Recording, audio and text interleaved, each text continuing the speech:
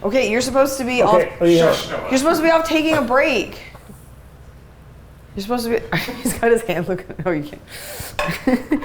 You're taking a break.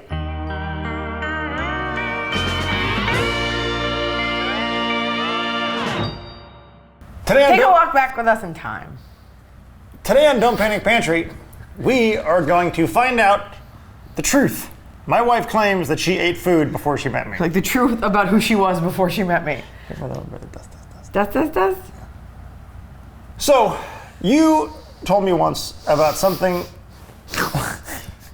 You told me once about something you used to make for yourself. I confided in you. I've prepared a selection of ingredients for you to make something for me today. Yeah. Does this bring back any memories? My dinner! These ingredients comprise the meal that I frequently threw together for myself, probably ages 22 to 25. 36.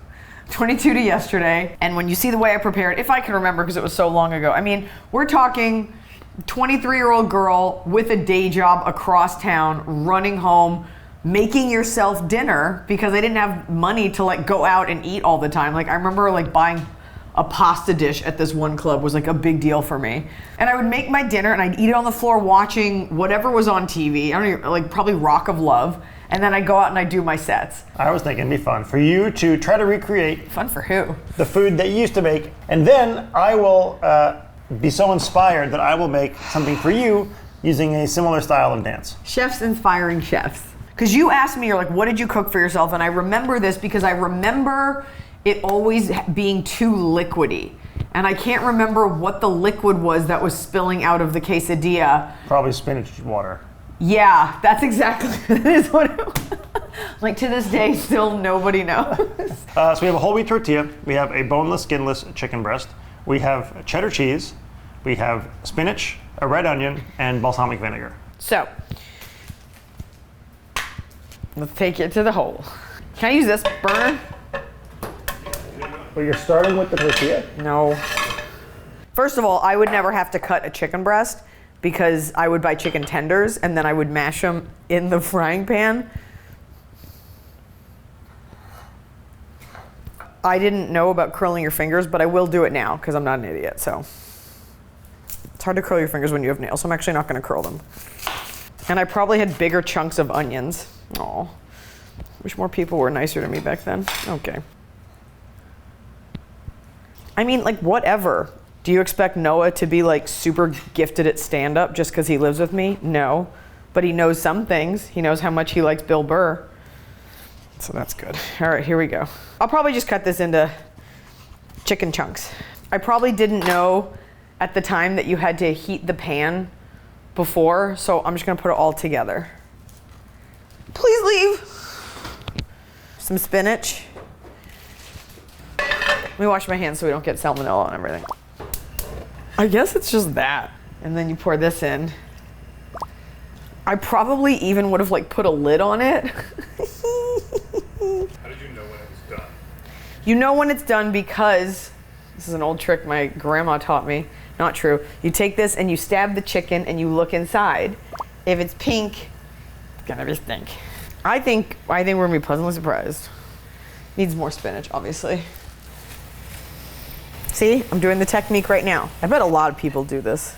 There's no way that I hadn't did this. See how it's still pink? It means you gotta get in there. And you sear it. And it's also important if you're a woman when you cook to always keep one hand limp. Like this shows that you kind of don't care. Okay, now here's what I would have done for sure. Because I was already doing it and I was like, oh, this is what I would have done. I would take this and I'd put it halfway. I'm gonna turn this heat down, which I probably still wouldn't have known. Extra cheese, please. And then I would scoop. Now keep in mind, this was all about, I'm a very hungry person in general. So this would all have been about how do I eat this the fastest? Didn't think about plating, probably didn't know the term. And then I would do this, there we go. What you want is for the cheese and the balsamic to bake onto the pan so that you can leave it in the sink soaking as long as possible until it becomes your roommate's problem. Oh no.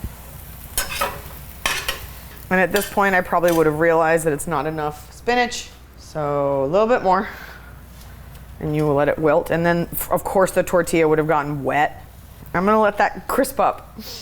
I had boyfriends cook for me, but it was never like, I had one boyfriend make pasta, I remember that, because it's tasty. And then one boyfriend like made me a sandwich one time. And I was like, there's not enough meat on this, and I used like all of his Trader Joe's meat. And then you look inside and see the cheese is all melted, you know? This looks right. This looks like 23. There you go. I mean, how could this not be tasty? Noah, would you like to try some of my 23-year-old quesadilla? Grab a fork. Yeah, should we get a beauty shot? Can you get a beauty shot?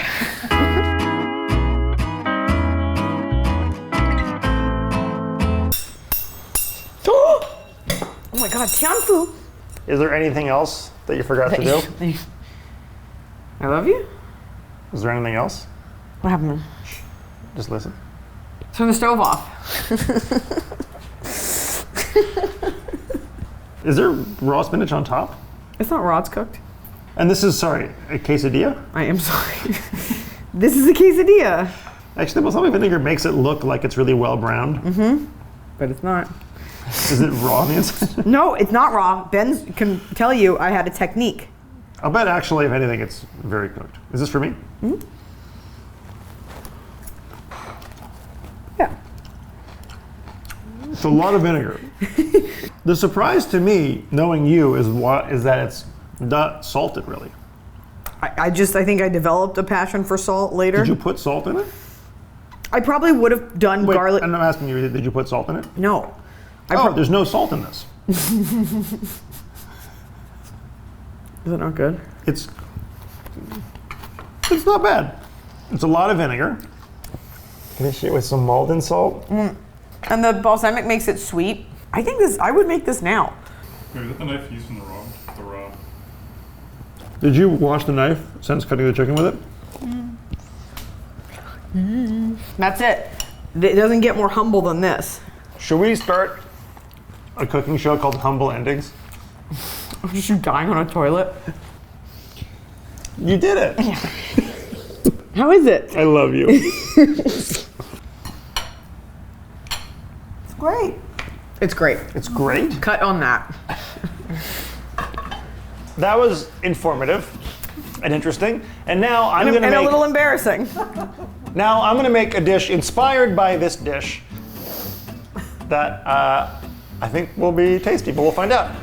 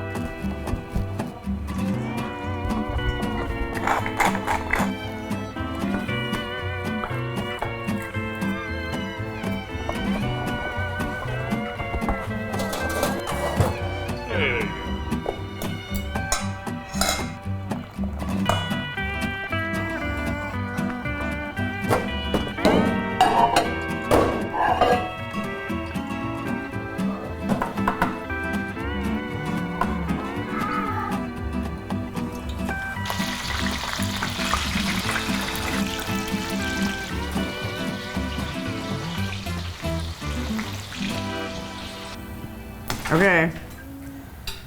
Yeah, I mean, you're a chef, and I am a 23-year-old girl, just working my way through life. So, inspired by your dish. Chef inspired. It's poached chicken. The chicken is tossed in a red onion and balsamic vinegar salsa, and then it's going into a spinach dip with cheddar cheese and mozzarella and Parmesan. But do we have totopos? This is your dip that... Oh my God, this is like a Super Bowl party. Dip chicken taquitos into spinach dip. Sizzling spinach dip, just like you like it. Oh, really bad. I'll be honest. I zoned out when you were talking because I was so focused on how good it looked. Oh, my dish is still over here. Let's just bring it back so we can compare. Before, after. You want the top cheese? Get the top cheese. If you brought this anywhere, people would lose their minds. Chicken taquito spinach dip, inspired by my wife. I'm out of breath, it's so good. I gotta get my Breathe Right strip to fully enjoy it and take my top off. There you have it, folks. My chef husband made a better dish than me. But let's not forget that I made Rice Krispie treats. You also bought this house. And I bought the home we live in. So suck it, cooking. Oh yeah. Nothing says my better half like half and half. Lemon and iced tea together. That's cute. What were you doing at 23? This is actually exactly what you want to pair with this. Half iced tea, half lemon, the perfect spindrift, the perfect way to eat chicken taquitos dipped in spinach dip or chicken continental. Oh yeah. Yeah. Speaking of throbbing. Kiss me with my mouth full. Oh, flavor.